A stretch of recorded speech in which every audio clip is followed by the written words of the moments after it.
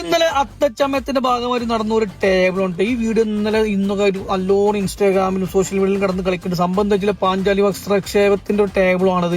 അതിനകത്ത് എയറിൽ നിൽക്കുന്ന കൃഷ്ണൻ നമ്മളെല്ലാവരും കണ്ടാണ്. എല്ലാവർക്കും സംശയം എടുത്തപ്പോ എങ്ങനെ കൃഷ്ണൻ എങ്ങനെ പോയി ഈ എയറിൽ നിൽക്കണമെന്നുള്ള കേട്ടോ.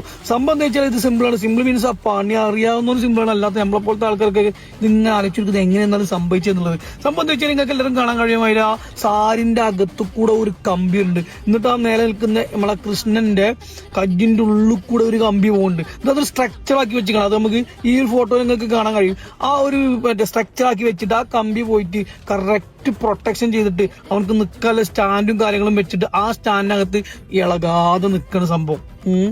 ഇതേപോലെ പണി അറിയുന്നവർ ചെയ്ത് കഴിഞ്ഞാൽ വളരെ വൃത്തിയായി ചെയ്തുകൊണ്ട് നമുക്ക് അറിയുന്നില്ല. പക്ഷെ എന്തായാലും സോഷ്യൽ മീഡിയയിൽ എല്ലാവരും ക്വസ്റ്റ്യൻ ചെയ്യുന്ന ഒരു സാധനം ഇത് എങ്ങനെയാണ് എന്താണെന്നുള്ളത്. അത് സംഭവത്തിലാണ്.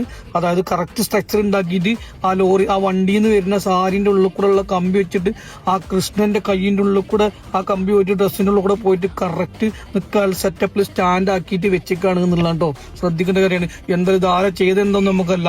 നല്ല രസമുണ്ട് കാണാൻ. അതുപോലെ തന്നെ പണി ചെയ്ത ആളുകളാണെങ്കിലും അടിപൊളി ചെയ്തിരിക്കുന്നത്. അല്ലാത്ത